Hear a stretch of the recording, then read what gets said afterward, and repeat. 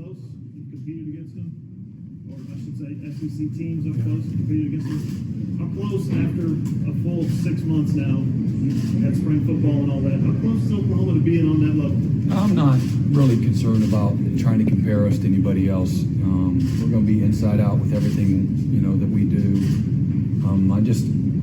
I just want us focus on being our best. And when you start comparing yourself, man, it's just a losing battle. And so I've asked our players, I've asked every coach, every administrator, certainly I've asked the fans, everybody to committed to doing their best. You'll never be great at anything if you're not focused on doing your best. And so being the best is a byproduct of everybody being committed to a daily commitment of excellence. And so I'm not really, I don't think that's a winning way to think myself.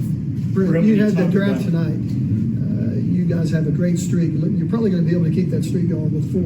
What kind of impact does that have in recruiting and things like that, the draft itself? Yeah, I think it's huge. We have a tradition of excellence at Oklahoma.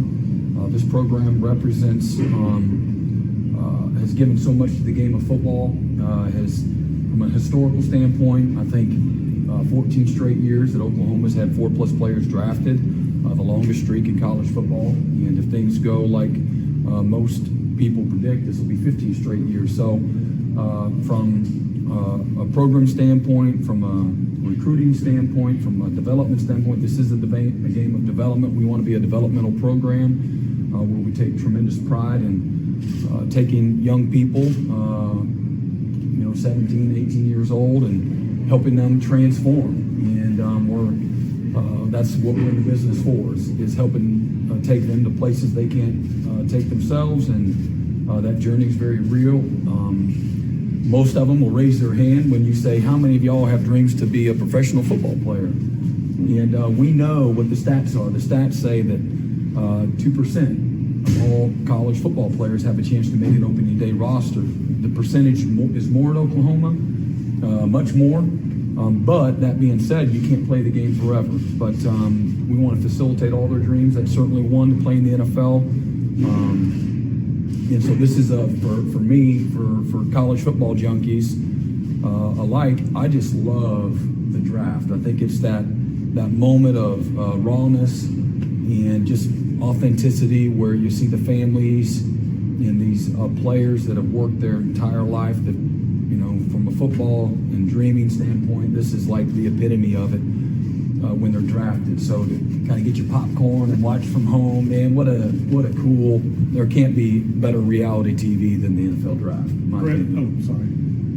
As you work to sort of turn up the energy level of the fan base, we saw it Saturday and before with the challenge you made to fans. But how does events like this, the Caravan, the reintroduction of the Caravan, sort of play into that for you? Yeah, great question. I think that for us, I think myself, as a first-time new head coach at Oklahoma, Porter and Jenny as well, as just finished their first seasons at Oklahoma, get a chance for us to connect with the most passionate fan base in all of sports and all of college, and for us to connect, re-communicate, our visions of our programs, and show an appreciation, a thankfulness, just gratitude to the support, the love, the passion, and be able to convey the things that it's going to take for us to be our best, in each of our particular programs. So really, it's a neat opportunity for us to fist bump and connect in a different, intimate level. Brent, What's you the had welcome been like here in Tulsa tonight? It's been good. I mean, I walked right in this facility, and Mike threw me right to y'all, so it's been wonderful.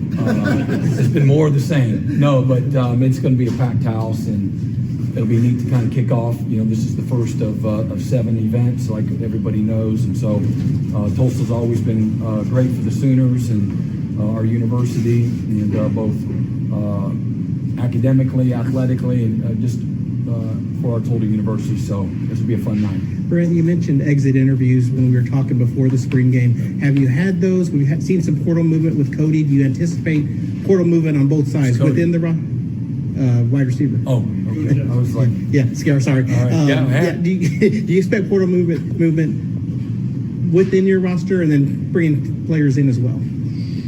That's a possibility. All right, there's going to be lots of portal movement. Whether or not Oklahoma's involved, we'll find out. I've had almost 80 exit interviews, give or take. So I'm just about finished. We've been flowing and going. So it's been a lot of fun. It's really cool for me. One, it's an opportunity for me to hug their neck and let them know how much I appreciate them. So many of them proud of the improvement that they've made in the different areas, whether it's academically, maybe it's emotionally, just maturing. It's a fun time for me to be able to sit back and reflect the 4.5 months, where maybe some of our first conversations to where we're at now, and again, just the maturation that's taken place, and to get their thoughts and get a ton of feedback. And it's really cool for me, and I'm almost to a man when I say, okay, tell me about the last 4.5 months. Just their appreciation for the environment, for the culture that we've established and are continuing to reinforce every day. I've seen them like do this a lot. I've seen them like family and relationships and talking about things that are really hard and difficult and challenging, but fun.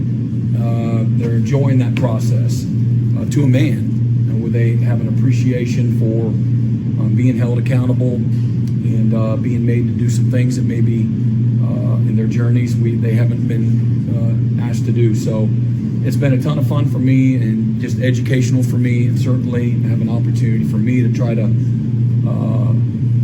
create a vision for what the next several weeks is going to look like post spring pre-finals. And then we have a variety of guys going to do micro internships around the country. We've got they're doing a service trip in May as well, and they'll learn the value of servant leadership. So super cool for me as well to hear their excitement for that, and knowing that as a dad what type of impact that's going to have on these guys, and opening doors and just paving the way for the rest of their life, beyond the game of football. So it's a really exciting time. But as much as anything, for me to let them know the gratitude that I have for them and all their hard work throughout the course of the spring, and really the complete and total buy-in to what we're asking them to do. Brent, as you kind of shut the curtain on your first spring camp in those first 4-ish months, what are some of the things you've been able to reflect on yourself? Yeah. Well, there's so much, and all of it goes on at once. So from, again, hiring your staff, establishing your vision, establishing your values, rehearsing your beliefs, developing your relationships with your players, trying to connect with the fan base, identifying all the areas of need and improvement that you got to have, and having a lot of meetings with a lot of important people, with our administration, figuring out how we navigate the immediate future and the next several months and several years, transitioning at some point in time down the road. Probably the most complicated part of all that is managing first time or new staff, right? So transitioning with the new staff and handling NIL and the transfer portal. Like, that's been the most complicated probably area. A lot of unknowns, a lot of first times for just a lot of people, and so trying to figure all that out, all the while continue to create the right mindset for everybody. Mindset affects everything. Attitude affects everything. And so attitude and mindset affect your heart. And my job is we've developed a culture, because again, your culture drives behavior, and your behavior it affects everything. And so making sure that the culture is influencing both your players, your staff, what we say, how we say it, what we do. So you want to make sure that we're very mindful of that. And we continue to nurture that. A lot of people focus on strategy, and I think that dries up. I think that only gets you so far. For more information, you can visit tulsaworld.com.